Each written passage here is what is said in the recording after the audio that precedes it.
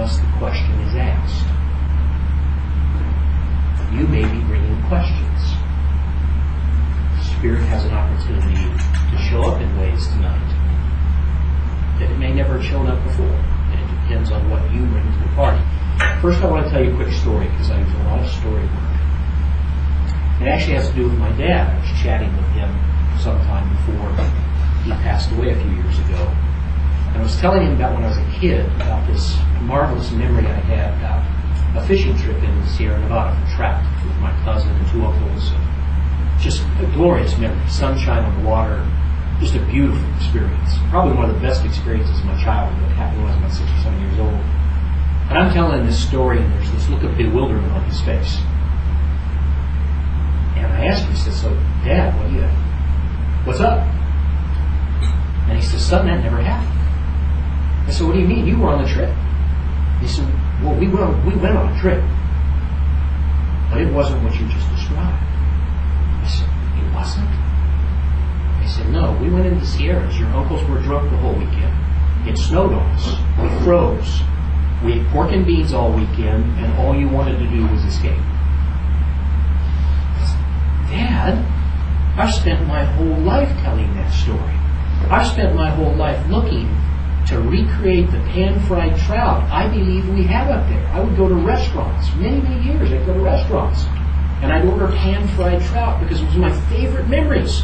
We never had pan-fried trout. It was a complete fiction.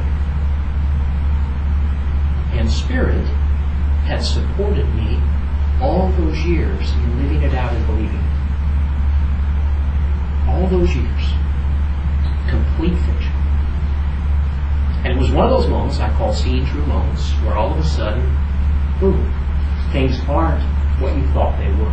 You've had those experiences, I know. You realize this deal is not the deal you thought this deal was. That's a small example. A lot of them could be a lot more life-transforming than that. But before we go down that path, I want to ask you a question. Do you know how to breathe? Yeah. You sure? It's unconscious. It is absolutely unconscious. But we believe we do it, right? Don't we believe that? Yeah. We believe we're doing. We believe we're the doer. And what the Sufis recognize, and this is the mystical truth, what the Sufis realize as you move down that path, we begin to separate from the I who thinks it knows how to breathe, the me, the Ram, right?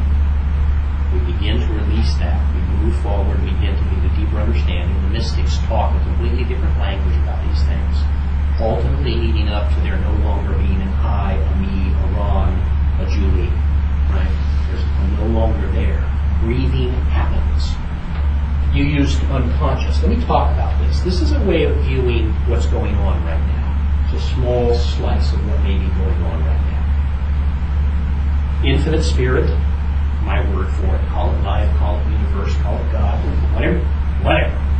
Infinite Spirit moving towards infinite expression. We spend our time below this dotted line, which I call the responsive aspect of Spirit.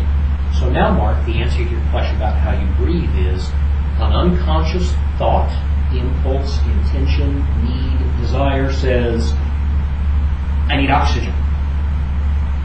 Spirit breathes us.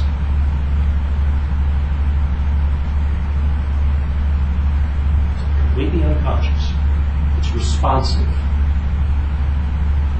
to in this case, an old brain thought that says, I need oxygen. In the same way that it might say, when I needed to itch there, it says, I need to itch, or I need to swallow, or there's an unconscious thing going on.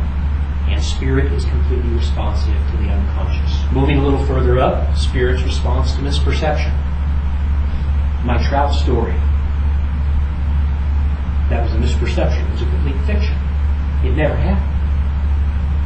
Spirit supported me in the pursuit of pan-fried trout up until the age I was talking to my dad about that when I was 45 years old. Spirit supported me for 40 years searching out pan-fried trout to recreate an experience that I believed was true.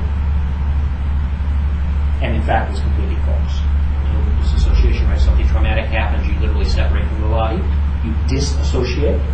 It's a protective mechanism. And it blocks things. Classically, sexual abuse, sexual trauma, physical abuse, horrific events, bad trauma, people dying, all that sort of stuff. Disassociate. It's a protective mechanism, and the argument I'm proposing to you, which I had a part about and ask you about it, don't believe anything I'm telling you. Let's test it out here tonight. Let's test it. Because if you just believe what I'm telling you, you're being gullible. If you test it, it becomes yours and works for you. Spirit supports. If I got to block it, Spirit supports me blocking it.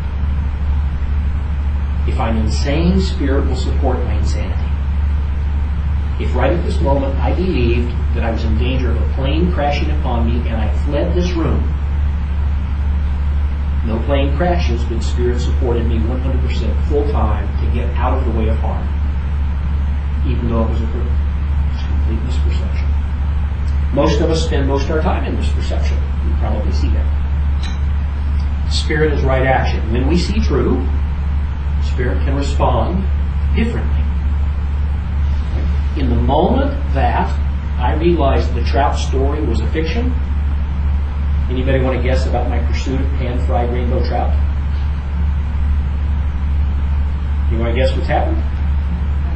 Probably not pursuing it. I'm not pursuing it anymore. Not anymore. It's a classic addiction recovery story. Right? I have a friend, recovering crack addict, who talks about how there was a time when he had to have crack, and he could find crack anywhere. He believed he needed crack, and this would suggest, and Spirit supported that need all the time, because he was high on crack all the time. There came a moment when there was a shift, and the shift was, crack is killing me. What happened?